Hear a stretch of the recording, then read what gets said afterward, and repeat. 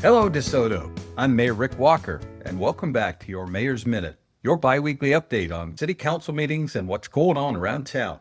In this episode, I break down the August 21st city council meeting. Let's get started. This week's consent agenda highlights included approving a donation request from the DeSoto Food Pantry. They'll be using funds to support the Dean Weller Car Cruise fundraiser. And I'm happy to tell you that I was able to visit the car show downtown on Saturday morning. The event collected a truckload, a classic old pickup, of food and raised over $500 to support the food pantry. Thank you to all the volunteers and business sponsors that made this event possible. We also took action on some repairs from last year's hailstorm. The Aquatic Center, Miller Park, and a few other park buildings had roofs damaged that needed replacement. Insurance is covering most of the costs, so the city will only pay a small share.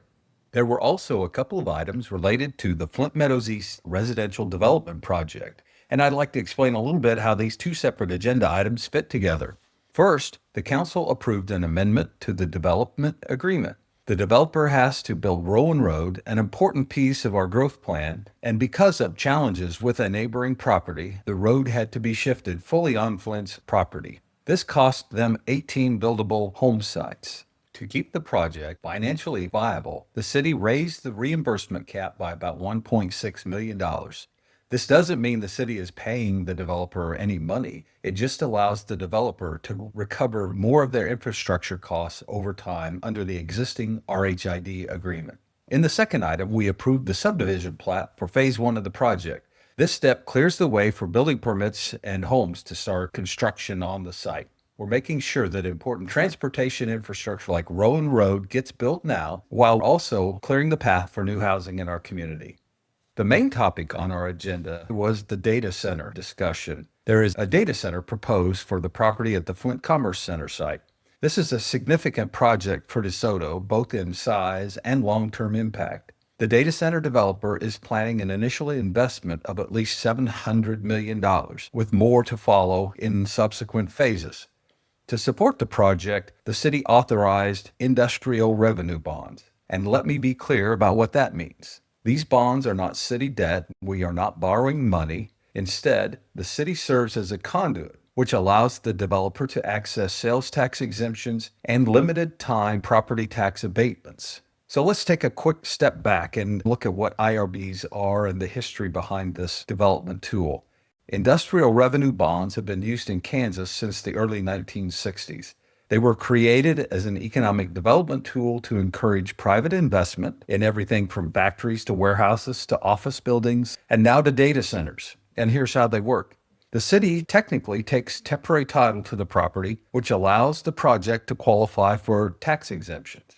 The company then leases the property back from the city and pays all the costs of construction and operation. At the end of the abatement period, full taxes resume just like any other property in the city. So when you hear that we approved up to $50 billion in IRBs, it doesn't mean that the city's writing a check for $50 billion.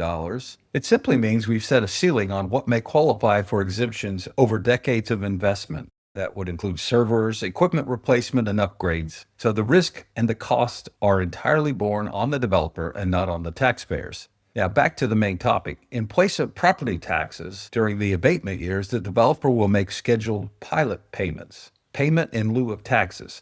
Those create a steady, predictable revenue stream for the city and other taxing jurisdictions. What does it mean for us in DeSoto? It means jobs. There'll be construction jobs as this project is built out, and it means long-term technical positions. It means infrastructure upgrades that will strengthen and make our power and water systems more resilient.